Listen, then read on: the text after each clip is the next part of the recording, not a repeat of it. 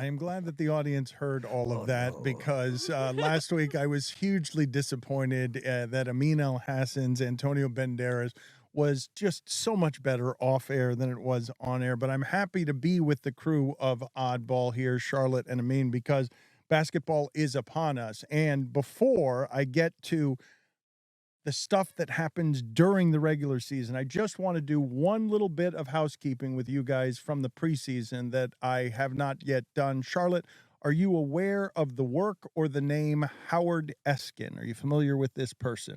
No. Should I be? No, not really. No, he Did is. I just embarrass myself? No, Dan? you did not. You did not. He is a Philadelphia radio gas bag from another time. Okay, I took a real risk there. I was debating just being like, yeah, obviously. Vice Commissioner Howard Eskin. Yeah, I'm like, for sure. The owner of the... No. Okay. Howard Eskin is a person who sort of personifies, I would say, whatever you think Philadelphia sports radio was in the 80s and 90s. And he has birthed a child, Spike Eskin, from the tree of sports radio.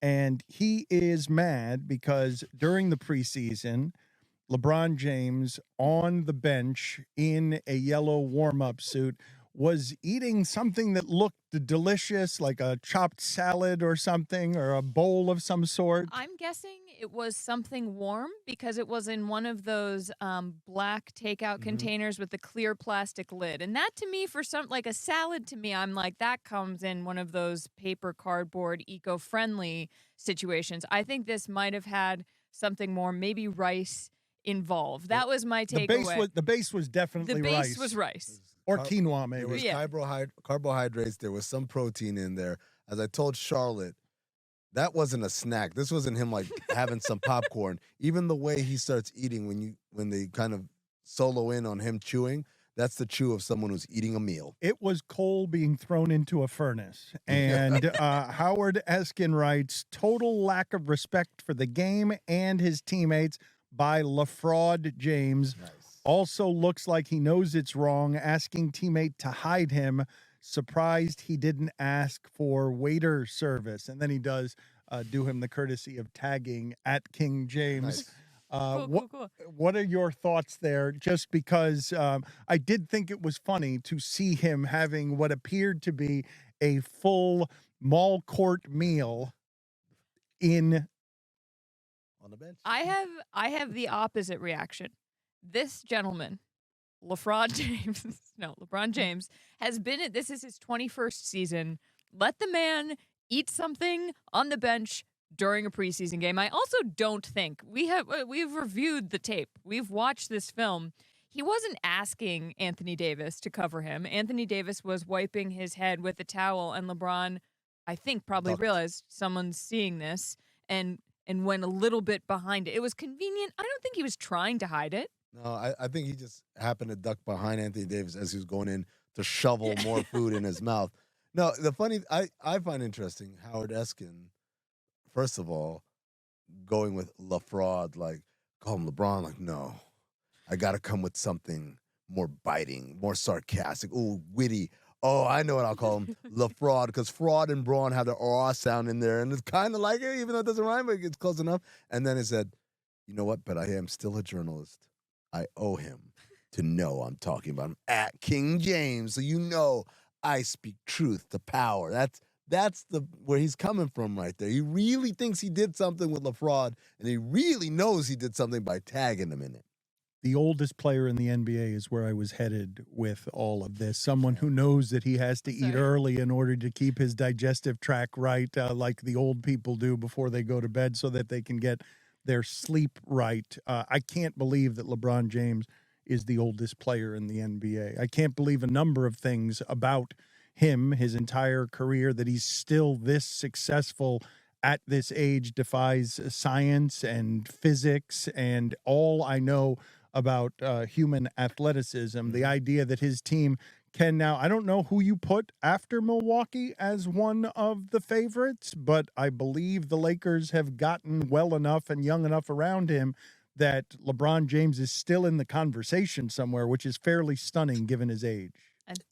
I think their odds are in the top 10 to win the finals. some of that is LeBron and Lakers, right? Like Vegas knows there's a lot of people who are within driving distance who are willing to come and lay down lots of money to bet on their favorite team. But it's staggering. Was talking about this with Charlotte. He's not holding on. This isn't Robert Parrish or Kevin Willis playing in their 20th He's season. their number 2. He's their second best player, or maybe their number 1 He's player. their best player. He's their best player. He's their best player. He's one of the 10 best players in the league at this age, with this much mileage on him, right? Deep playoff runs, Olympics, national team play, 21 years, and he doesn't miss a lot of time. I think we've asked the question, when does the fall off happen? And now I'm beginning to think it'll never happen. He'll just be hurt more. That's the only fall off we're going to get. It'll never happen. He's going to be 80 with a dialysis machine out there, averaging 20 and 10. Because here's the thing, Dan. We talked about this 10 years ago, right? When he was still in Miami. When LeBron gets old, they'll just move him to power forward. And then he'll just dominate. When he can't jump anymore, he'll just be flat-footed, but playing at the high post and passing to guys cutting and scoring on guys who can't keep up with them. And it's like, yeah, I mean, he hasn't even gotten old to the point where say he's got to play power forward. Now, he's still good enough to play wing. So I've resigned myself to thinking the only thing that's going to change, which is the only thing that has changed since he's gotten to L.A., which is he gets hurt a lot now. And when he gets hurt, it takes him a long time to recover. That's the only thing I can see. The favorite is obviously Milwaukee, and I saw that Giannis. Is it over the betting favorite is Milwaukee, yes. According to DraftKings, last time I looked, Milwaukee was the favorite, at least in part because of what I'm about to say, I think. The best teammate Giannis has ever had is either Middleton or Holiday, correct? Ever had, and now he's got a teammate better than that. And in the first game that they played together, Giannis said he couldn't believe that they started double teaming in a preseason game right off of the first play. They started double teaming Damian Lillard. And I don't know, I mean, maybe you can untangle this one for me. Mm-hmm. I don't know how much better Middleton was made. I would not think of Middleton as a championship player if he hadn't played with Giannis. I don't know how much easier the game has been made for Middleton because Giannis is a vaguely unprecedented player in the way that he does things. But having Damian Lillard as his best teammate makes them how much better. Explain to me how the game is going to change for Giannis because he now has this player better than any teammate he's ever had. So when you look at Giannis specifically in the Bucks, their biggest deficiency was closing, right? Someone at the end of the game to either take and make the big shot or make the big play for someone else. Middleton, by de facto, fulfilled that role, and he did to the best of his ability. And I think Chris Middleton's a good player. He's an all-star. He's good enough to be an all-star because he plays on a great team. If he were on a bad team, I don't think he wouldn't be like Bradley Beal, for instance, where Bradley Beal can play on a bad team and still be looked at as an all-star caliber player. I don't think Middleton is that good, but he's good enough to clearly be an all-star while playing for a good team. Lillard is light years ahead of that in terms of his ability, particularly in the clutch. That is his strength. That is his calling card. He is the modern-day Reggie Miller. For people in the 90s, Reggie Miller was the most clutch. For people in the 80s, it was Larry Bird. For people of this era, it is Damian Lillard. And so you gave them the thing that they've been missing all along. And in turn, Damian Lillard, not the greatest defensive player in the world, right? But now he's surrounded with not one but two perennial Defensive Player of the Year candidates in Giannis and Lopez. And we know also from history that for the most part, when you take a poor defensive player and you put them in a great defensive environment, they get better. Look at what happened to Paul Pierce and Ray Allen when Kevin Garnett came over to Boston. Obviously, Ray Allen came with him, but they've defended better than they'd ever defended before. Look at Allen Houston going from Detroit to New York. Like, these are guys that weren't thought of as defensive players. They were thought about as liabilities. But then you put them in that system. Steph Curry's another one, to the point where Steph Curry's no longer a bad defensive player in his own merit. This is a guy who is a good defensive player, particularly in a good defensive scheme. Damian Lillard, I think, possesses all of those same attributes. Someone who can be better defensively if I'm surrounded by the right people. So that's really what they're working with, is the symbiosis of I do something that you need and you do something that I need. I also think that there's a hunger there. And I think that's what I haven't heard talked about as much from Dame. He needs to win a championship. He needs that for his legacy. I don't know how much he thinks about that. I don't know how much guys think about that. I would think about it a lot if I were him.